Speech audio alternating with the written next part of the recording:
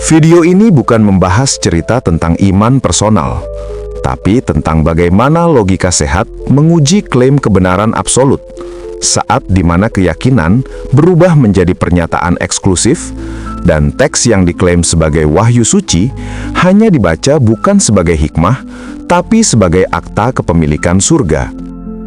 Dan mirisnya, karena teks yang diklaim suci ini pula lah perdebatan selalu ada, kebencian selalu subur terpelihara, hingga tak jarang darah pun tertumpah mengalir karenanya. Ada satu ironi besar dalam sejarah manusia.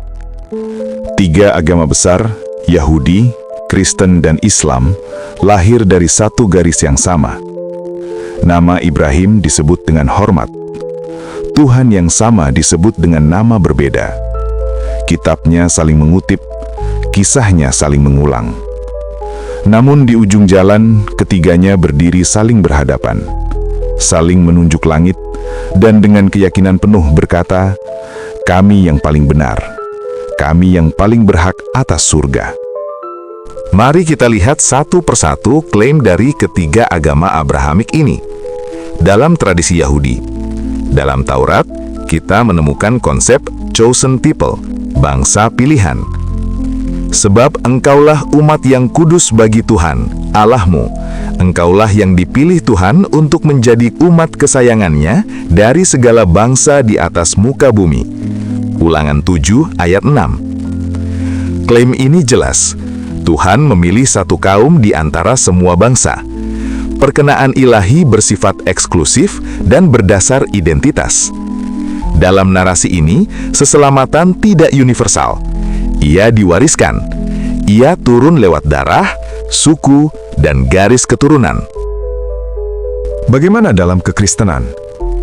Kristen menggeser klaim kemuliaan itu dari etnis ke figur tunggal, yaitu Yesus. Akulah jalan dan kebenaran dan hidup. Tidak seorang pun datang kepada Bapa kalau tidak melalui aku. Yohanes 14 ayat 6. Keselamatan dipersempit ke satu pintu, satu jalan, satu nama. Lalu ditegaskan kembali dalam ayat lain. Dan keselamatan tidak ada di dalam siapapun juga, selain di dalam Dia. Kisah Para Rasul 4 ayat 12. Artinya jelas, di luar Kristus, keselamatan tertutup. Selanjutnya, bagaimana dalam Islam? Tidak ada bedanya. Islam juga menyatakan klaim kebenaran yang final. Sesungguhnya agama di sisi Allah hanyalah Islam. Quran Surah Ali Imran ayat 19. Dan dipertegas dengan ayat lain. Barang siapa mencari agama selain Islam, maka sekali-kali tidak akan diterima darinya. Quran Surah Ali Imran ayat 85. Islam bukan hanya jalan yang benar, ia adalah satu-satunya jalan yang diterima. Mari kita perhatikan pola ketiganya. Yahudi berkata, "Kami yang dipilih." Kristen mengklaim jalan kami satu-satunya. Dan Islam juga menyatakan bahwa agama kamilah satu-satunya yang diterima. Bahasanya berbeda, strukturnya sama. Dan di titik inilah masalah dimulai. Masalah bukan pada klaim iman, tapi masalah muncul ketika klaim absolut diberi legitimasi kekerasan secara tekstual dalam ketiga kitab suci masing-masing. Mari kita lihat teks-teks berdarah dalam ketiga kitab suci tersebut. Dalam kitab Taurat, kitab Ulangan tertulis, "Apabila Tuhan Allahmu menyerahkan mereka kepadamu, maka haruslah engkau menumpas mereka sama sekali." Ulangan 7 ayat 2. Dipertegas ayat lain, "Janganlah engkau mengasihani mereka." Ulangan 7 ayat 16. Dan dalam kitab Samuel, "Bunuhlah laki-laki dan perempuan, anak-anak dan bayi, lembu dan domba." 1 Samuel 15 ayat 3. Ini bukan metafora. Ini perintah literal dalam konteks perang suci. Bagaimana dengan Kristen? Dalam Alkitab Perjanjian Baru, Kristen sering dianggap lebih damai, namun teks keras tetap ada. "Tetapi semua musuhku itu, yang tidak mau aku menjadi raja atas mereka, bawalah mereka kemari dan bunuhlah mereka di depan mataku." Lukas 19 ayat 27. Dan dalam pernyataan Yesus yang jarang dibahas, "Jangan kamu menyangka bahwa aku datang untuk membawa damai di atas bumi. Aku datang bukan untuk membawa damai, melainkan pedang." Matius 10 ayat 34. Walaupun teks ini sering dilunakkan secara tafsir, namun teksnya tetap tertulis sangat jelas. Mari kita lihat dalam Al-Quran. Dalam Islam, ayat perang juga hadir. Bunuhlah orang-orang musyrik itu di mana saja kamu jumpai mereka. Quran Surat At-Taubah ayat 5. Perangilah mereka sampai tidak ada lagi fitnah, dan agama itu hanya milik Allah.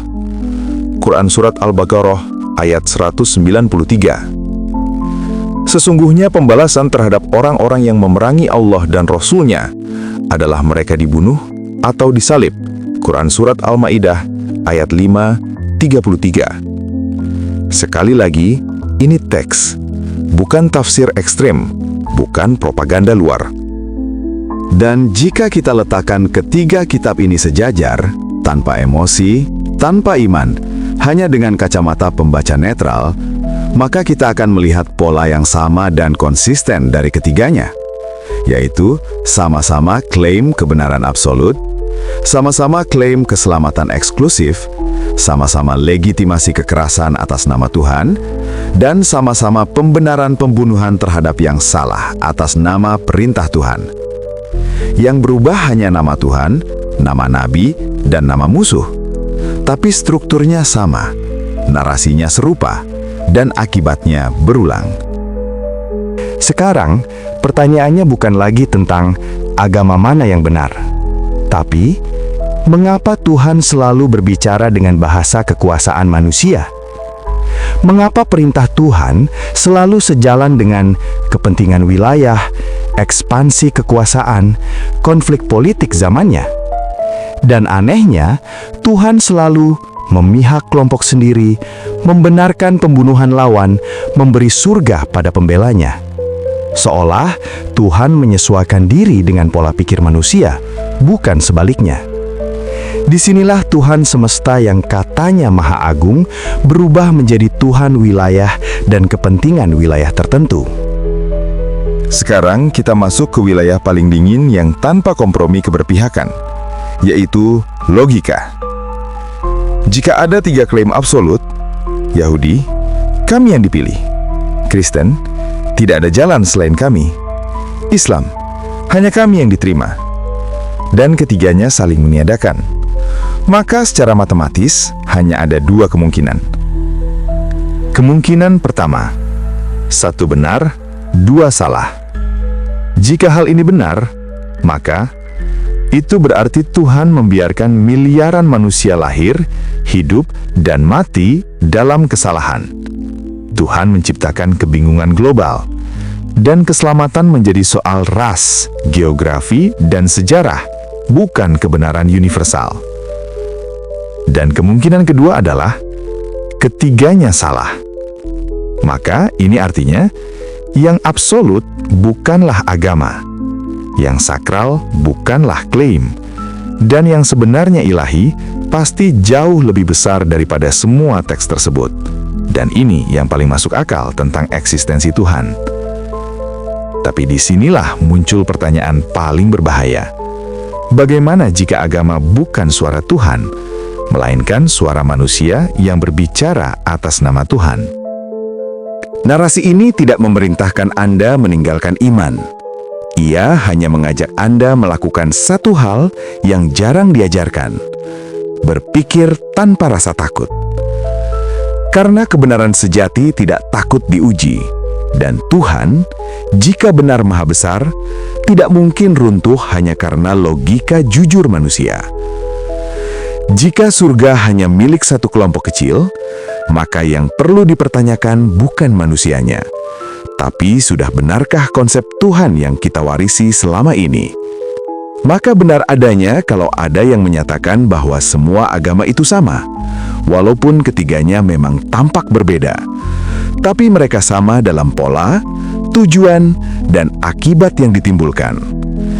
3 pola yang terlalu mirip untuk diabaikan.